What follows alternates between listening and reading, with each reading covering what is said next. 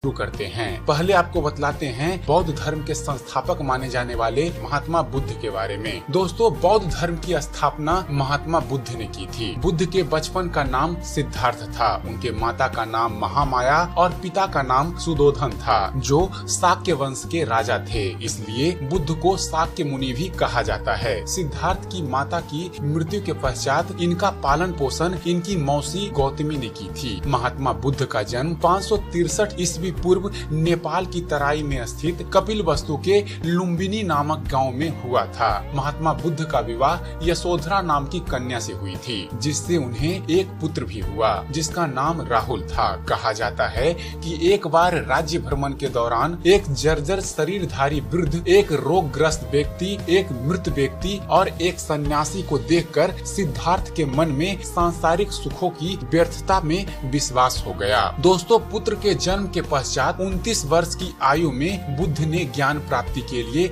अपना घर परिवार त्याग दिया। बौद्ध ग्रंथों में इसे महाभिनिष्क्रमण लगभग 6 वर्षों तक महात्मा बुद्ध भटकते रहे। इस दौरान एक सन्यासी पहले अलार कलाम ने उन्हें ध्यान योग सिखाया। इसके बाद उन्होंने राजगृह में उद्दक अथवा रमपुत्र की शिक्षा ग्रहण की। 2 आचार्यों से शिक्षा प्राप्त करने के बाद भी उन्हें संतोष नहीं हुआ। 35 वर्ष की अवस्था तक भटकने के पश्चात गया के निकट महात्मा बुद्ध के एक पीपल या बोधि के वृक्ष के नीचे सत्य की प्राप्ति के लिए तपस्या करने के बाद 19वें दिन उन्हें ज्ञान की प्राप्ति हुई। ज्ञान प्राप्ति के बाद सिद्धार्थ बुद्ध कहलाए। बुद्ध का अर्थ होता है दोस्तों प्रबुद्ध व्यक्ति जिसने सत्य को पा लिया हो। बौद्ध ग्रंथों में बुद्ध की ज्ञान प्राप्ति को निर्वाण कहा जाता है। दोस्तों, महात्मा बुद्ध ने ज्ञान प्राप्ति के बाद अपना पहला उपदेश वाराणसी के निकट सारनाथ में 5 ब्राह्मण योगियों को दिया था। बौद्ध परंपराओं में इसे धर्म चक्र प्रवर्तन के नाम से जाना जाता है। सारनाथ में ही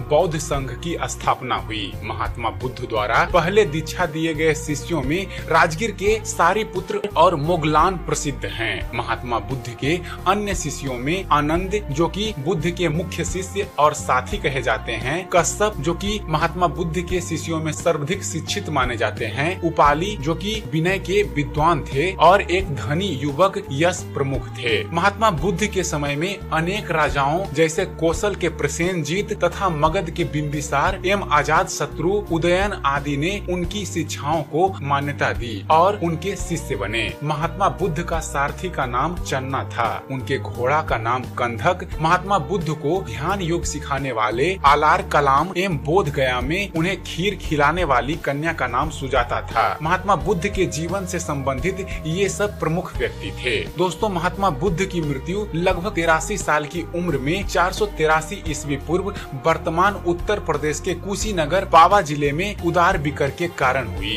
बौद्ध परंपराओं में इसे महापरिनिर्वाण के नाम से जाना जाता है। महात्मा बुद्ध के अंतिम उपदेश सुभद्र नामक भ्रमणशील परिवारजक अर्थात भिक्षु तथा उनके प्रिय शिष्य आनंद ने सुने थे। उनके आखिरी शब्द थे दोस्तों, सभी वस्तुएं क्षरणशील है और व्यक्ति को अपना पथ प्रदर्शक स्वयं होना चाहिए। इसके बाद महात्मा बुद्ध की मृत्यु हो गई। महात्मा बुद्ध प्रज्ञा व करुणा के मूर्ति थे। बुद्ध ने सुनिर्दिष्ट सिद्धांतों के बजाय तार्किक आध्यात्मिक विकास की बात कही। महात्मा बुद्ध ने वेदों का खंडन किया, पशु बलियों का विरोध एवं अर्थ कमकर्दों की भी निंदा की और जाति तथा पुरोहित वर्ग को चुनौती दी एवं ईश्वर के बारे में अज्ञेयवादी अर्थात निर्बोध रुख अपनाया। दोस्तों, बौद्ध धर्म की मान्यताओं के अनुसार मनुष्य के जीवन का परम लक्ष्य होना चाहिए निर्वाण। निर्वाण का अर्थ है दोस्तों दीपक का बुझ जाना अथवा अपनी सभी तृष्णा और वेदनाओं का अंत या जीवन मृत्यु के चक्र से मुक्त हो जाना। बुद्ध ने दूसरे सिद्धांत पर भी काफी बल दिया, वह है कर्म का सिद्धांत। इसकी कार्य प्रणाली एवं पूर्ण जन्म। बौद्ध धर्म पूर्ण जन्म में विश्वास करता है। इसके अनुसार वर्तमान और आगामी जीवन में मानव की स्थिति उसके अपने कर्म पर निर्भर करती है। परंतु बौद्ध धर्म के अनुसार दोस्तों कर्म फल को अगले जन्म में ले जाने वाला माध्यम आत्मा नहीं है। कर्म फल चेतना के रूप में पूर्व जन्म का कारण होता है। हम अपने कर्म फल की प्राप्ति के लिए ही बार बार जन्म लेते हैं। यही कर्म का सिद्धांत है। अपने पाप कर्मों से निवृत्ति के साथ ही इस चक्र से छुटकारा मिल जाता है तथा इसी को मोक्ष प्राप्ति कहते हैं। तो ये था दोस्तों बौद्ध धर्म के संस्थापक महात्मा बुद्ध की कहानी। और चलिए अब बात करते हैं बौद्ध धर्म से जुड़े कुछ रोचक तथ्यों के बारे में। दोस्तों बौद्ध धर्म की उत्पत्ति ईसाई और इस्लाम धर्म के पूर्व हुई थी। उक्त दोनों धर्म के बाद यह दुनिया का तीसरा सबसे बड़ा धर्म है। इस धर्म को मानने वाले ज्यादातर चीन, Japan, Korea, Thailand, Cambodia, Sri Lanka, Nepal, Bhutan और भारत आदि देशों में रहते हैं। गुप्त काल में यह धर्म यूनान, अफगानिस्तान और अरब के कई हिस्सों में फैल गया था, किंतु ईसाई और इस्लाम के प्रभाव के चलते इस धर्म को मानने वाले लोग उक्त इलाकों में अब नहीं के बराबर ही हैं। दोस्तों दो शब्दों में बौद्ध धर्म को व्यक्त किया जा सकता है, वह है अभ्यास और जागृति। बौद्ध धर्म नास्तिकों का धर्म कहा जाता है। कर्म ही जीवन में सुख और दुख लाता है। सभी कर्म चक्रों से मुक्त हो जाना ही मोक्ष है। कर्म से मुक्त होने या ज्ञान प्राप्ति हेतु माध्यम मार्ग अपनाते हुए व्यक्ति को चार आर्य सत्य को समझते हुए अष्टांग मार्ग का अभ्यास करना चाहिए। यही मोक्ष की प्राप्ति का साधन है। बौद्ध धर्म के संस्थापक महात्मा बुद्ध थे। इस धर्म के मुख्यतः दो संप्रदाय हैं, हीनयान और महायान। वैशाख माह की पूर्णिमा का दिन बौद्धों का प्रमुख त्योहार होता है। बौद्ध धर्म के मुख्यतः चार तीर्थ स्थल हैं, लुम्बिनी, बोध गया, सारनाथ और कुशीनगर। बौद्ध धर्म के धर्म ग्रंथ को त्रिपिटक कहा जाता है। दोस्तों अगर बौद्ध साम्राज्य की बात की जाए तो महात्मा बुद्ध के समय किसी भी प्रकार का कोई पथ या संप्रदाय नहीं था, किंतु बुद्ध के निर्वाहन के बाद अर्थात बुद्ध के मृत्यु के बाद द्वितीय बौद्ध संगति में भिक्षुओं में मतभेद के चलते इसके दो भाग हो गए। पहले को हीनयान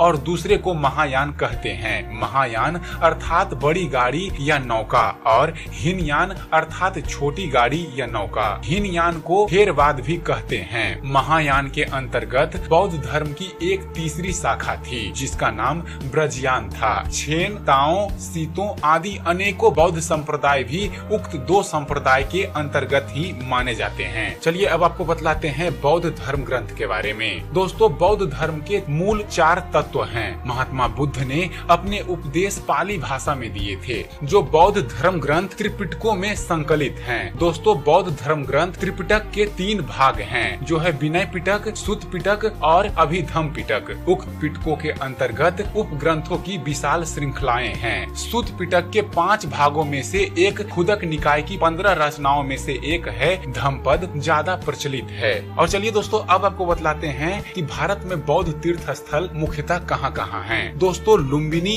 बोध गया, सारनाथ, कुशीनगर ये चार प्रमुख बौद्ध तीर्थ स्थल है जहां विश्व भर के बौद्ध अनुयायी बौद्ध त्योहारों पर इकट्ठा होते हैं। लुम्बिनी तीर्थ नेपाल में है, बोध गया भारत के बिहार में है, सारनाथ भारत के उत्तर प्रदेश के काशी के पास है, कुशीनगर उत्तर प्रदेश के गोरखपुर के पास का एक जिला है। और दोस्तों अगर बौद्ध त्योहार की बात की जाए तो वैशाख मास के शुक्ल पक्ष की पूर्णिमा के दिन महात्मा बुद्ध का जन्म हुआ था और इसी दिन उन्हें ज्ञान भी प्राप्त हुआ था तथा इसी दिन उन्होंने देह भी छोड़ी थी अर्थात निर्वाहन प्राप्त किया था। इसीलिए उस पूर्णिमा के दिन बुद्ध जयंती और निर्वाहन दिवस मनाया जाता है। इसके अलावा आषाढ़ की पूर्णिमा का दिन भी बौद्धों का प्रमुख त्योहार होता है। तो ये था दोस्तों बौद्ध धर्म से जुड़ी उसका इतिहास। और चलते चलते एक ज्ञान की बात। महात्मा बुद्ध कहा करते थे कि हजारों लड़ाइयाँ जीतने से अच्छा यह है कि तुम स्वयं पर विजय प्राप्त कर लो, फिर जीत हमेशा तुम्हारी है। इसे तुमसे कोई नहीं छीन सकता, ना स्वर्गदूत और ना राक्षस।